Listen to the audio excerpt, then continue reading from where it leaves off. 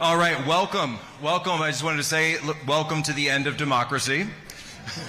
We're here to overthrow it completely. We didn't get all the way there on January 6th, but we will endeavor to get rid of it and replace it with this right here. We'll replace it with this right here. Amen. Yeah, Jack Posobiec talking about the end of democracy with his buddy Steve Bannon laughing and yelling amen. And that video got a lot of plays. You probably saw it already because it's so startling. But trust me on this. That was just the start of Jack Posobiec's crazy weekend. Here's a pretty long clip of excerpts from his speech they actually gave at the formal CPAC event this past week. Watch this, listen carefully, and picture it in German. Right up there. They are the ones that are seeking to destroy not our democracy, but our constitutional republic. And is it incumbent upon us to restore it? We've watched as our schools have turned into incubators of hatred, hatreds of Christians, hatred of straight people, of white people, of successful people, hatred for our forefathers, hatred of our history, hatred for those who founded from nothing the greatest country in the history of the world, the United States of America. Lock up the criminals, liquidate the administrative state. Are you prepared to fight? Are you prepared to take their best shot and say, is that all you got? They say Alexander gathered his Macedonians before the march on Persia. Well, I say, I see before me a gathering of Magadonians here in this room. And after we raise that swamp to the ground, we will establish the new American Republic on its ashes. And our first order of business will be righteous retribution for those who betrayed America. They will be judged. Yeah, I mean, apocalyptic, insane stuff. And I can't imagine how proud he was of that. I mean, can you imagine how long he worked the Magdalenians line? I mean, what a ridiculous, you want to mock it? But when you actually listen to the words and the deeply authoritarian and frankly fascist nature of what he's proposing, retribution, attacks, trying people, and then let's throw this screenshot up of Trump's Truth Social post that just came out recently. I'm going to read this. 2024 is our final battle. This is Donald Trump. With you at my side, we will demolish the deep state.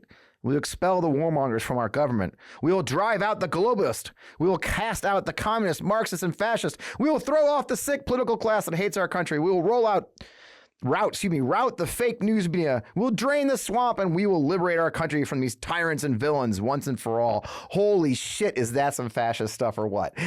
That's Donald J. Trump, former president of the United States. That's a post he posted. Now, you don't really think he wrote that because there's no fake all caps and stuff.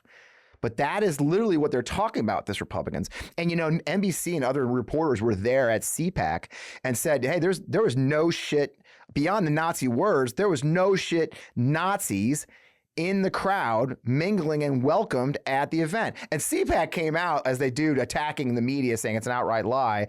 And then the producer of NBC posted this brief clip.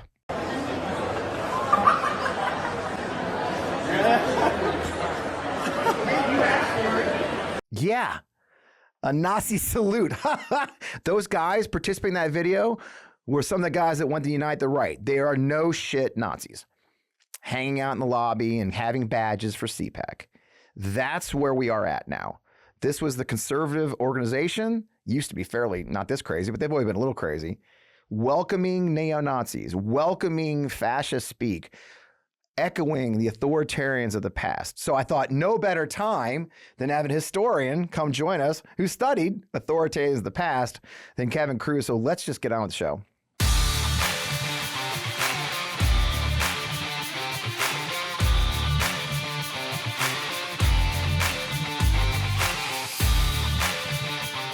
Oh man. Welcome once again. I am Fred Wellman, your host of On Tomorrow's FU Wellman. You're still in the right place. It's been like 30 seconds. Glad you didn't leave. Yep, it's been a crazy week as always. CPAC was nuts. Trump is nuts. Everybody's nuts. And I want to do what I love doing, which is bringing back guests that haven't been on the show since we joined the MeidasTouch Network. So Kevin Cruz, Dr. Kevin Cruz, professor of history at Princeton University, specialized in political, social, urban, suburban history. Your bio is long. With a particular interest in conflicts over race, rights, religion, the making of modern conservatism, which is why you're here. Kevin, welcome back to the show and the MeidasTouch Network. Great to be here. So they had Nazis at CPAC. Yeah. As a professor of history and race and religion and conservatism, what's your take on all that? It's insanity, right? They denied it, but then there's video. It's crazy. The story of modern conservatism had long been one of we kicked out the far right. Right. We don't want to have anything to do with those crazies. My first book was called White Flight. Yep. And it starts off with, literal neo-Nazis marching in the streets of Atlanta, and they get pushed aside. They're too radical. The Klan is a better option for segregationists. It's more respectable in the South. And so I tell this story about, how the Nazis get pushed aside. They go for a much more respectable, much more, presentable form of modern conservatism.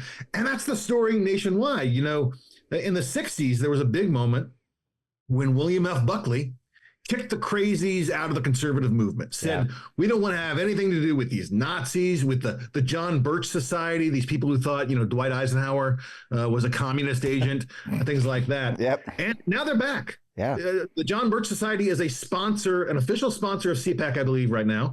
The Nazis showed up in full force and were mingling, giving, their little salutes to the crowd. And it's all apparently, well and good now. Yeah. And again, that story that, Buckley kicked the Nazis out, that was actually largely overblown. We've got historians who've shown that was a kind of a fiction. But at least it was a fiction they tried to embrace, right? We've got to be respectable. We can't be associated with Nazis and with these fringe far-right kooks. We are better than that. Well, CPAC is now saying we're not better than that. That's who we are. Yeah. Yeah. And, in the clip I showed, you got Steve Bannon laughing along with Jack Posobiec about overthrowing the government, putting the cross first. Then he gives this apocalyptic speech about, retribution. I show a picture off in the show. We should probably throw it up later, Matt, of when I went to a festival here in my hometown where I grew up, the little fall festival they have, and the Republican Party of Missouri was there. And they had this picture of the Donald Trump mugshot with the words retribution written across the front of it. And it was shocking to me at the time. I actually wrote a Substack about it. I was like, that this is sort of the not just a fringe anymore. This is the party at this point. Yeah, it's become a cult of personality about Trump. And he has made it clear that he wants to seek retribution, in their words, against all the people that have done him personally wrong, which they project to be, they've done you wrong, right? He keeps saying, if they come after me, they can come after you. Well, unless you've defrauded the state of New York with business practices or, committed sexual abuse against somebody, they're probably not going to come against you in the same way. But there's that. He wants it to be, if they come after me, they come after you. That's his attitude. Yeah, well, as somebody who's being sued for $150 million by Mike Flynn over a single tweet, maybe he's right. I don't. Unfortunately, it's them coming after us is the thing, right? And one of the things that came out this weekend too that does tie right into this in the conversation is you saw the Chai Raddick conversation. I don't know if you saw Taylor Lorenz interviewed the Libs of TikTok lady, and she just conversationally rolls out what struck me is what we're seeing a lot of, and Elon Musk does it now, is that they just conversationally roll out what is great replacement theory. The idea that these dirty foreigners are taking over our country. They're all going to vote. These brown people are going to vote Democrat. Just today on the way here, Congressman Tim Burchett was on Fox News with Maria Bartiromo saying that they want the Democrats want these Mexicans to come in and they give them absentee ballots. So they can vote absentee because there's no way to stop that. It went from I think, Frank, when I was looking at our notes from our conversation a year ago, Kevin, when Myth America came out, and we talked about great replacement theory in our conversation then about how weird it was. And a year later, it's the conversation now. It's gone mainstream. Again, like Nazis at CPAC, it's gone mainstream. And this is we should say, this is an old trope in American history. This is something that was really popular in the 1920s. Yeah. Advanced by the Klan, advanced by immigration restrictionists then. really popular books by people like Madison Grant and Lothrop Stoddard, who wrote openly about, kind of the threat to worldwide white supremacy. Yeah. They were worried about these immigrants coming in. And there were different kinds of immigrants. This is a kind of a perennial story in American history where there's always a panic about an immigrant group, but the immigrant group changes. Yeah. At the founding era, they were worried about my people. They were worried about Germans, and then they were worried about the Irish, and then they were worried about the Chinese. In the early 20th century, they were worried about Southeastern Europeans, worried about Italians, Greeks, Eastern European Jews. Now the same tropes are applied against people from Mexico and Central America. But the central argument is still the same. The good white people of America are being overrun by these foreign hordes. Yeah. And it's intentional. And they're trying to bring these people here to outbreed us, to outnumber us, to replace us. And this is obviously incredibly racist and incredibly dangerous. And we saw this not just in the 1920s when the Klan acted upon this with great violence. We see this in our own time. The Tree of Life synagogue shooting was inspired by the Great Replacement theory. The murders of all those African Americans in Buffalo at the supermarket was inspired by somebody, I believe, who believes in the Great Replacement theory, right? El Paso. So this is something that is actively fueling massacres in our own time. And the idea that a broad political movement is just embracing this publicly is really dangerous. But I also should say it's not just dangerous and racist. It's also incredibly stupid. This idea that immigrants will immediately be given the vote goes against everything we know about the long process of naturalization. This thing takes 10 years, 12 years before, Elon Musk has even said this about himself, before you become a citizen and are able to vote. Right. And once you get that vote, they don't all vote Democratic. Nope. In fact, we've seen with recent immigrants from Mexico and Central America, they're often in favor of closing the border, of building a wall. They don't want more people to follow them. There's a grand American tradition of immigrants pulling up the ladder behind them, and they do that. So there's no guarantee these are going to be Democratic votes. So it is just not just a racist and very dangerous conspiracy theory. We have to point out it is one that is incredibly stupid as well. Yeah. And it's not even true. Like we saw that with Lincoln Project during the 2020 campaign. Right. We struggled. Cuban Americans, especially South Florida. South Florida went for Trump. There's a lot of theory, the strongman thing. I mean, the authority. I mean, they look up to that machismo. That's part of Latino culture. In Central America, they're fleeing socialist governments. Right. That's what they're leaving. The idea that they're going to come here and sign up with a squad with AOC or somebody is ridiculous. Right. So. It's just incredibly dumb. It doesn't make it any less dangerous, but I think it's important to also notice it's stupid. But it goes into that fear mongering that's so thing. You and I did talk too about here in Myth America, and I didn't mention it up front because we just went right to talking. But your last book that you edited, Myth America, for those who aren't familiar, a book, a compendium of short stories, short essays written by a number of historians. That you are one of them. Fascinating. But if you haven't seen this book, folks, pick it up. It's probably on paperback by now. You see mine's a little tattered, because there's some great. It was tabbed. There's still tabs in there. One of those talked by Lawrence Glickman talked about white backlash. And you and I talked about this before about how it's turning on, and even a year ago, it was turning on the transgender, the attack on transgender rights was Dylan Mulvaney, and there was but now I live in Missouri where they're all about trying to outlaw, the care. They're investigating the clinics. It really feels like in a lot of ways this white backlash is now turning on the LGBTQ community. The term I hear a lot, and from that story was, it's being shoved down their throats too fast. It's the same as the white backlash, and now we've got Next Benedict died after being assaulted at their school.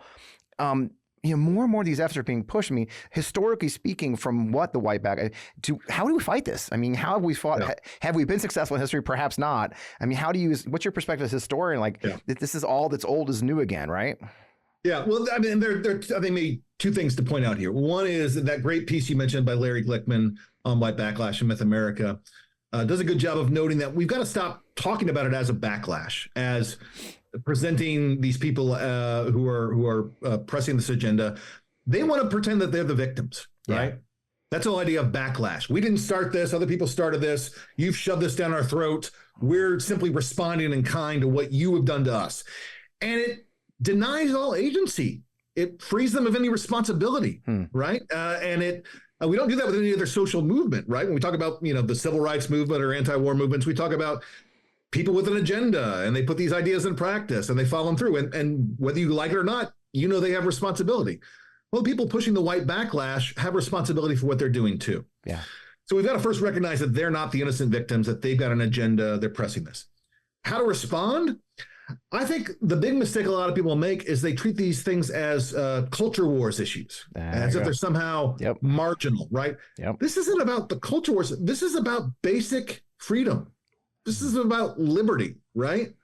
You've got state legislatures that want to make it, because of this transgender panic, who want to inspect the genitals of high school children playing sports. Yep. That's not small government, right? And this attack they're making against trans folks is just the tip of the spear. Yeah. We've seen this with Dobbs. They came for abortion. They've come in Alabama for in vitro fertilization. Yep. They're coming, I guarantee it, for contraception. We've seen Christopher Rufo say the only purpose of sex should be to have children. Recreational sex is bad. Yep. I mean, I don't want to stop these people as they step on rake after rake, but if you want to come after recreational sex in America, I mean, I thought coming after beer and ice cream was stupid, but they're going to come after recreational sex. Have at it. But what the people on the other side need to do is to point out this isn't culture wars. This isn't a fringe thing about transgender athletes. This is a movement that, for all its pretensions about being limited government, is actively putting the government in every single sphere of life. Yep. Right? Meddling with your kids, following them into the bathroom, following them into the changing room. This is ridiculous, right? Yeah. And it's got to be understood under those terms, that this is an assault on individual liberty. Yeah. I say it a lot too, because I live in Missouri, and this is real stuff here. And I get a little frustrated sometimes when, and I want to be that guy, but those folks on the coast, I mean, the New York press and the DC press, and they say, oh, culture wars. And I say a lot, I'm an old soldier. I'm a veteran of combat. I did 4 combat tours, right? My belief, if war is war when people are dying or getting killed or injured, right? And this really is. These culture wars, this attack, this assault on transgender healthcare, Nex Benedict died because they were non-binary. And kids teased them, and they got beaten and died. People are dying. This is not a culture war. This is a real life war. And until we take it that seriously, I fear for us. Exactly right. Exactly right. Well, that's again, I can't recommend the book enough. You can just kind of page through and find other parts of it that matter, and that's why I talk about quite a bit is where do we fuck? One of the other things I do miss you being on Twitter about, and it ties right into what we're just talking about, is your good old days of being up Dinesh D'Souza. For those who don't know, Kevin Hiroki left X, is now on Threads, but he's not writing much there either because he's writing a book in his office. Blue Sky too. So I do. Oh, you're on Blue Sky. Okay, I don't spend enough time on Blue Sky. I got to get up there. I brought it up. I put it in here because I did see somebody talking about the Southern strategy. They still stick to this belief that the parties didn't switch, right? And that they did switch at some point. And we were just leading right into this great replacement theory as being a part, these apocalyptic themes. There was this switch. Why do you think they still cling to the idea? I mean, there's not a day goes by somebody doesn't tell me, well, the Democrats support the KKK. It's insane. Yeah. I mean, and again, it's a remarkable change that it's only happened within the last 15 years. Right. If you look back at the George W. Bush administration, their attitude was to apologize for this, right? And it was, I think, sincere. Yeah. I think the Bush administration really did want to expand the Republican Party beyond a kind of largely white base. They made outreach to Latinos with immigration reform, a totally different party. They made inroads with African Americans. People like Colin Powell and Condi Rice were prominent in the cabinet.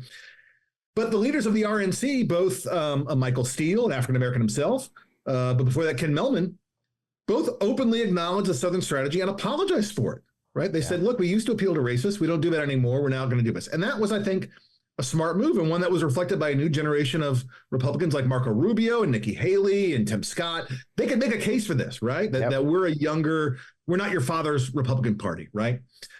Well, then Trump came and pushed back against all those changes, doubled down on the immigration restriction, doubled down on the old white people. And so the move was, instead of acknowledging and apologizing for this past to pretend none of it ever happened. Yeah. Right. And the idea, I've said this in my piece in Myth America on the Southern Strategy, the idea that I would have to write a piece like this at all was just remarkable. Right. Yeah. This was just the most boring conventional wisdom because it was all over the historical record, all over the journalistic accounts, the archival material, the public pronouncements of these politicians. This was all out in the open, right? It's hiding in plain sight. The idea that someone would just deny that any of that ever happened was really remarkable. So I think they denied it in an effort to pretend that their party is still, quote, the party of Lincoln, right? That nothing has ever changed in history since then. And therefore, the Democrats are still the party of the Ku Klux Klan, right? And so everything is frozen in place in the late 19th century. It's like, I once said on Twitter, it's like Pabst Blue Ribbon, claims it won a contest in 1893. If that's the best you can say, that we were good way back then, you really aren't really making the sale, right? And so that's what the GOP is trying to do. They're trying to still cling to that blue ribbon they got under Lincoln. 1865 is the best, the epitome of what they accomplished. Well, that makes a lot of sense. This is probably a great place to take a break because I do want to cut to a new topic and we come back. So we got great sponsors always here on Democracy. Let's hear from them. And now it's time for a brief lesson on the history of toilet paper. The first perforated toilet paper rolls were introduced in 1890, but it wasn't until 1930 that we officially had splinter-free tissue. Prior to that, people just used what was on hand, and oh my gosh, corn cobs, parchment, and even pages from the Farmer's Almanac. Nowadays, we're clear-cutting our forests just to make something we use just once and flush down the toilet.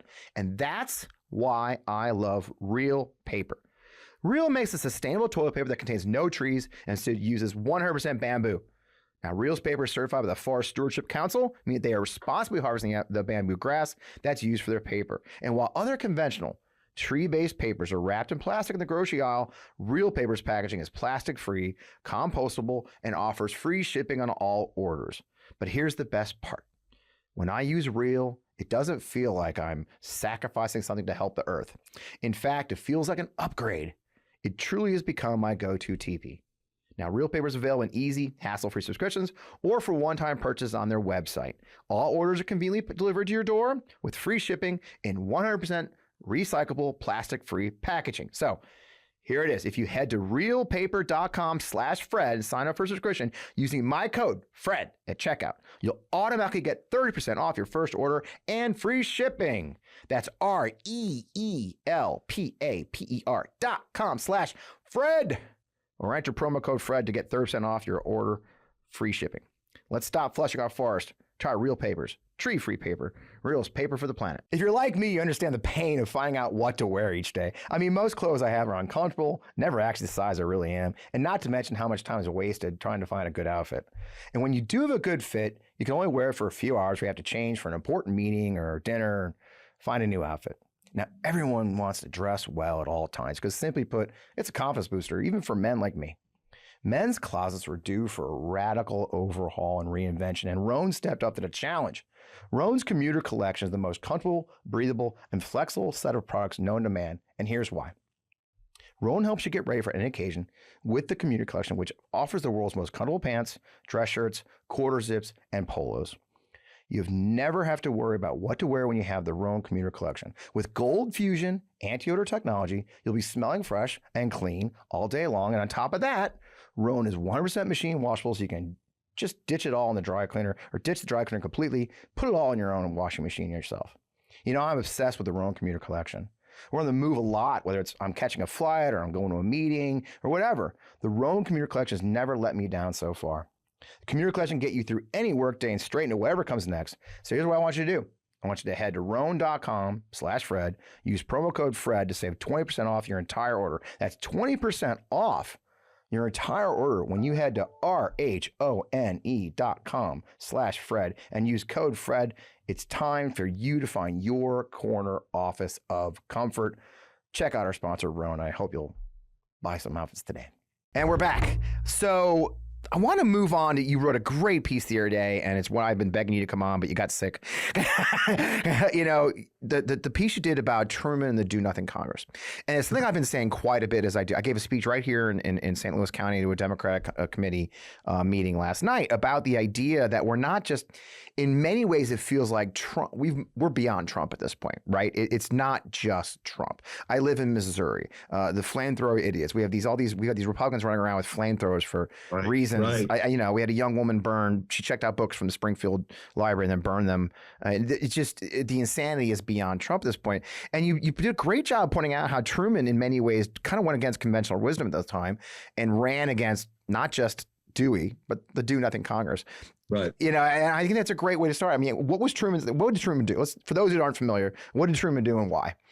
Well, so we got to remember, Truman, when he was running in 1948, was running as someone who wasn't supposed to be president. Right. He was an accidental president. He'd come into office when FDR died in 1945. He'd been a compromise candidate for VP. Kind of the guy that neither side really hated too much, so they rallied around him. Yep. He had a high popularity after the war, but it really sank into the low 30s. The Democrats get wiped out of a 1946 midterm, and Democrats are saying, Truman should just resign. He should appoint a Republican Secretary of State with the cooperation of Congress, and then resign. And because there was no vice president, this Republican would become president, right? And that's floated by members of his own party. J. William Fulbright, a senator from Arkansas, proposes that. Truman doesn't go for the idea, and afterwards he only refers to Fulbright as half bright. But it gives you a sense of just how pronounced the hatred was, right? And then going into 48, Truman's got a fractured Democratic Party, right? Right. When they embraced the civil rights plank at the convention, the Dixiecrats bolt to the right, progressives bolt to the left behind Henry Wallace. And so the party's in shambles. And as everyone assumes, Truman's going to get destroyed. Yeah. Right. He's running against Tom Dewey, who had done the best of any Republican had ever done against FDR in 1944. It seems he's just going to coast to victory. Polling units are stopping the polls in October. They assume Dewey's going to win in a walk. His members of his cabinet who are being floated are buying homes in D.C. That's how convinced they are. They're going to win, right? Everyone assumes this is going to win. What does Truman do? He doesn't run against Dewey. No. He runs against Congress, right? And he runs against what he calls the Do Nothing Congress. He summons them back. He challenges them to pass these things in the fair deal, but they said, oh, yeah, we're for that too. We'll get to that later on. And they don't pass anything. So he calls them the Do Nothing Congress, and he runs against the Democratic Party as a whole. Well, what I note in that piece is, they didn't pass Truman's fair deal proposals, Social Security, civil rights, things like that. But that Congress actually did a lot. Yeah. That's the Congress that puts through the Marshall Plan and the Truman Doctrine. That's the Congress that, even if we ignore foreign policy stuff, on domestic issues, they passed the Taft-Hartley Act, which is a huge anti-labor law. Starts right-to-work programs in states. And it's a huge move for them. It's a huge success. They passed the 22nd Amendment, which limits a president to 2 terms. It's a huge swipe at FDR, right? Yeah. So they do a lot on their own terms, but Truman characterizes them as the Do Nothing Congress. He runs against them, makes them the punching bag.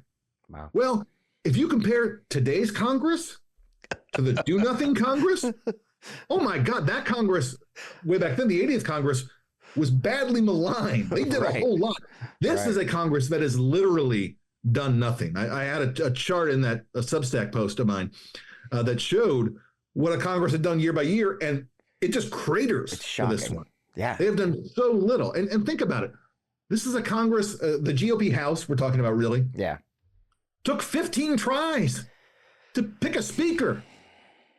Yep. And then they deposed him. They got rid of him. Yep. Right? In a coup. Yep. They bounced around a couple other candidates, ended up with Mike Johnson, this guy who is, had failure after failure. Yep.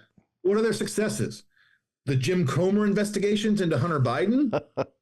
At this point, I'm convinced Jim Comer is actually a Democratic mole trying to make the Republicans look as bad as possible. Their key witness turned out to be a Russian spy, right? Yeah. So it's insane. They've impeached the Secretary of Homeland Security in what is the first impeachment of a cabinet secretary in like 150 years. Yep. It is not for anything he's done criminally wrong. No. He's not like holding gold bars like Bob Menendez at home or something, right?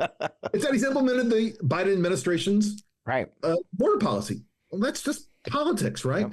So they've done nothing, less than nothing. It's blown up in their face, right? And so I think if Biden were to take a page from Truman here and run against that Congress, I think it would be a political winner for him, because then it's not Biden versus Trump, the rematch, these two old guys going head to head. Yep. It's Biden presenting an image of what the Democrats offer and what they've done on policy. And they've got some accomplishments to really point to, right? Yep. In terms of Biden's accomplishments, one of the most successful Democratic presidents, or any president since LBJ, right, has gotten a lot done. Yep. Point to that stuff. Point to what the Democratic Party has done. Point to what the Republican Party has not done, right? And thereby make it about more than just one man, make it about the entire party. And therefore, people who might think, Biden, I'm not really inspired by him. I don't like him on this or that. He's kind of boring, whatever. I don't like ice cream, whatever it is. That's not what it's about. It's about, did we get student loan relief? Did we get infrastructure? Did we get climate change abatement? Those kind of things really come to the forefront. Make it about the substance, right? And that's a winning message, I think, for Democrats. And they've just got to lean into it. Yeah, I agree. And there's a cliff. I mean, you can do it. I'm a visual thinker. I did commercials. It's like you can see the cliff of all the accomplishments, and then here comes the Republican Congress. I mean, it truly is do nothing, and the Congress is his opponent in every way, shape, or form, and they're proving that today. And I took heart if you saw any reports from New York 3, when Thomas Suozzi. What I found fascinating about that, and I mentioned the show a couple of weeks ago, was how many people, the voters, were telling reporters, "Hey, look, I'm a Democrat or a Republican. I voted for Trump, but I'm voting for the Democrat because this Congress is failing." They had a chance. They wanted an immigration bill. They got an immigration bill, the toughest one in 25 years, and they turned it away because Trump said so. You can there's real meat to that. It's not just like we laugh. I mean, Truman kind of made that shit up. They were. That's why I laughed about your piece. Is like they actually did stuff. Right? These guys are no shit, do nothing, know nothing. That second part they didn't use much. They're a know nothing Congress too, right? I mean, Marjorie Taylor Greene's the intellectual queen. I mean, my God, Jim Jordan, faceplant Jim. It's just, he could truly take that on. And you're right. I do love the angle that you mentioned of it's not just Biden, Trump, the rematch. It's Biden, the Republican Party. Yeah. Because it's all of them now. It's all of them now. And this party, like you mentioned earlier, this party is historically toxic in ways that I find shocking. It goes right through the kowtowing to Russia. I mean, the idea that we're holding up aid. I don't know if you saw it on the way. We're recording on Wednesday, folks. I just tell people that because they don't know. But on the way here, what was it? A letter from 23 leaders of Western democracies to the United States Congress, Speaker of the House, urging him to pass aid to Ukraine. Yep. That feels unprecedented, but you're a historian. You may know better than me. I don't recall leaders of a country urging, not the president, but the Speaker of the House. They've identified this. I haven't seen that letter, but I did see the comments from, I guess it was the Polish foreign minister, who said, look, if Russia takes over Ukraine, this is on Mike Johnson's lap. This is his fault, right? And so they are clearly identifying in a way that even American media. I was going to say, they have a better view than we do. The American media always talks about Congress has not done this. Congress has failed to do that. The government has not done this. They've zeroed in on who the bad actors are, and I think they're exactly right. So, yeah, I think the American press and Democrats need to do the same. Well, that's it. And there is... It's a fight, one, that needs to be fought. As an old soldier, I always say, what's the fight that needs to be? There's the fight you can win, the fight that needs to be fought. Sometimes those aren't the same, right? That's why I tell Missouri Democrats all the time. I told these Democrats last night, they're like, well, what about us? We're screwed. It's like, well, think of it like World War II. We were winning from about day 6. I mean, let's be honest, right? I mean, people think I'm crazy when I say that, but I don't know, look at the history. We turned things around pretty well. We had Pearl Harbor, we had Kasserine Pass, but things kind of went our direction after that. But it still took 3 years, 3.5, 4 years, right? And the people who lived in the east of France probably didn't feel like we were catching up anytime soon. So there are places that have to hold and fight as best you can, like Missouri, like Georgia, like Texas. I talked to Colin Allred yesterday. And so historically, it's why I love talking to historians about this. Like we're in that same situation. I mean, do you see it that sort of a way as well in your experience? Yeah, I do. And the really, I think the remarkable move we've seen this week too is not just that I think Democrats are going to take an eye on Congress. They're going to finally look at state legislatures. Yes. Right? Yes. They're finally going to make a campaign there, and they've ignored this for so long. And the right has been great at this. Yep. The real success of 2010 that we've been living in the wake of ever since was their huge takeover of states across the country. And now I think Democrats are finally realizing they not only should fight there, but they can fight. And they can call out the IVF bans, the bans on contraception. There are a lot of kind of very crazy right-wing ideas that are floating up from state legislators and state officials. They can really target. And that lets people in Missouri and Oklahoma and Texas and other places like that get involved, right? You know, You may not be able to win the whole state, but you can win back part of that legislative chamber. And that's a really important fight. Yeah, and that's our battle here. I just left a meeting with a state Senate candidate. In Missouri, they have, and many states in the South, they have supermajorities, which means essentially they can run the state by themselves, not the Democrats. Essentially, the Democrats could not even show up for work, and they have a quorum. And so we're working very hard. Our minority leader, Crystal Quade, is also running for governor. The Democrats, thank God, our Senate Democrats here in Missouri. But one thing I do point out a lot, and we'll probably wrap the last conversation is, I tell people a lot. In many ways, the Republicans hate each other more than they hate us. I mean, I believe in my heart, let's look at the Freedom Caucus, versus normies fight. And in my lifetime, I haven't seen that kind of especially in the Republican Party. Because remember, that was Ronald Reagan was, never speak ill of a Republican. The 11th commandment. Yes. Yeah. So how far back do we have to go in your experience to compare where a party like the Republican Party specifically, let's say, is so, they hate each other. Let's be honest. Marty Taylor Greene hates, there's, and same way all the way down. The Michigan GOP is an open war. I think they're having rival conventions, right? Yeah. And so we see this all over, and it really does show that they're, we often say Democrats in disarray is a cliche. Yeah. They're really in disarray. And you got to go back to really the 60s. Wow. When there was a kind of the old Eisenhower moderate Republicans had the party wrested away from them by the Goldwater conservatives, right? Yeah. And the moderates thought they were crazy and they thought they were doomed, and they were. In 64, it was a total defeat. But they slowly clawed their way into control of the party, right? And so now we're seeing a similar surge.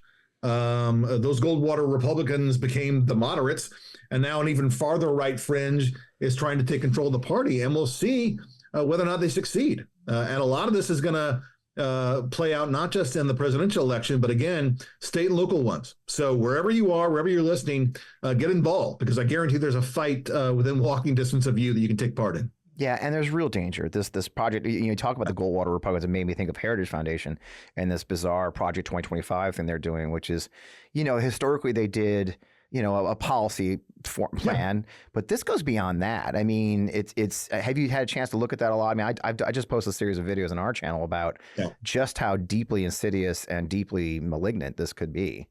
Yeah, and it shows how far off the rails Heritage has gone. Back in the Reagan years, they used to give, they would give a one-page primer on immigration reform or a tax bill or whatever. And it was all fairly kind of center-right stuff, nothing too crazy. They have gone all in with this really wild campaign. And again, it goes back to what we talked about before.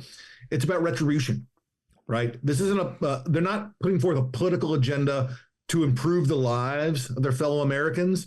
They're putting forth a political agenda that is one of petty payback and vindictive politics, right? And that's just something that I think, again, is not going to resonate with a lot of Americans, right? But they've made it clear that that's what they want. Yeah. And that's where I get hope. And that's probably a great place to start, because I always try to get our show to a hopeful place. I never try to have a show that's like, oh, by the way, it's the end of the world. Anyways, have a great week. But I do find hope in their hatred for each other. I know it sounds funny. And this is Missouri is not a complete hellscape. Let's be very honest politically, because that we have wonderful politicians, my friend Doug Beck and Crystal Quade, who are up there in Jefferson City. We're able to play these assholes against each other. And you're seeing that. It'll be interesting to see if that dynamic finally develops in our Congress, as I think this Ukraine aid bill this week could be one of those places, right, where finally people with common sense say, look, I'm done with this stupid shit, and then we play that as, and you're right, we are united. And I go back and then we'll, the historic transition of Pelosi to Hakeem Jeffries, seeing a peaceful transfer of power between the old guard to a new guard really says a lot about where the Democratic Party is today, I think, don't you? I mean, we certainly didn't expect that, I don't think. Did you? No, not at all. I mean, it's been overdue. I mean, Pelosi was I think one of the best speakers, certainly I think in the last 30, 40 years in terms of holding together a diverse caucus. But, she and her leadership team were getting up there in age. And so I think it's great to see that the Democrats have finally turned things over to a younger generation, which is pretty effective so far. Yeah. Well, I'm so glad you found time for us. I'm glad you're feeling better. Doc, and I know you're off a little bit right now, writing your latest book. When should we expect your newest book, my friend? Years. It'll be out probably 2026. Okay. All right. To be honest. Yeah. These things are slow. But I'm on social media. I'm on Substack, kevinmcruz.substack.com for campaign trails. Great. With updates on both this work and politics today. Yeah. And Kevin's a must read for those who aren't. I can't believe if you aren't, you're a fool. So your time is so valuable. I appreciate it. And thanks for joining us, man. And good luck on the book. Always great chatting with you. Take care, man. Cheers. Man, I love talking to Kevin Cruz. And if you've got time, go to the On Democracy Podcast channel on YouTube. That's On Democracy Podcast on our YouTube channel. Subscribe while you're there. If you don't subscribe already, we don't have as big a following as our Meidas Mighty, but we have quite a few. And you can go back and see all of our videos from before we joined the MeidasTouch Network. Gosh, Matt, we've been doing this, almost a year and a half, right? Doing a while. So there's some really good interviews on there with some really amazing people. Bill Kristol's in there and Katie Fang and Kevin Cruz is in there. So we've got some actually pretty good old videos. You're still timely. So it's On Democracy Podcast on YouTube. And watch Kevin's interview from a year ago, too, because it's just as fascinating. In the meantime, you can always find me here at FP Wellman, still on X and Twitter, FP Wellman Official on Threads and Instagram. I'd love you to follow us there. I'd love you to subscribe to all of our many channels. And of course, our Substack, which is now a Substack bestseller this week. I'm so excited. We got our bestseller badge because so many of you have signed up. That's fpwellman.substack.com. We'd love to have you join us there. In the meantime, Meidas Mighty, please leave a comment, subscribe to our channels, say hi. I do my best to say hi to you. Sometimes we get a couple, 3,000 comments, but I do my best to say hello. It means the world to us to get your feedback and talk about our guests, be a part of this conversation, because that's what this is all about. And remember what we just talked about. We're up against some really dark, scary stuff. We really, truly are. But what we do is you organize. You work together. We can out-organize them. There's a reason that Moms for Liberty is fracturing right now, because we organized at the grassroots level and beat them at their own game. And we can do it again, and we will win, because we are winning. We are winning. And maybe it doesn't feel like it in your theater of the war, but I'm telling you right now, we're winning. It's just a matter of keeping up the fight till the battle's won. So thanks for joining me, and we'll see you next week.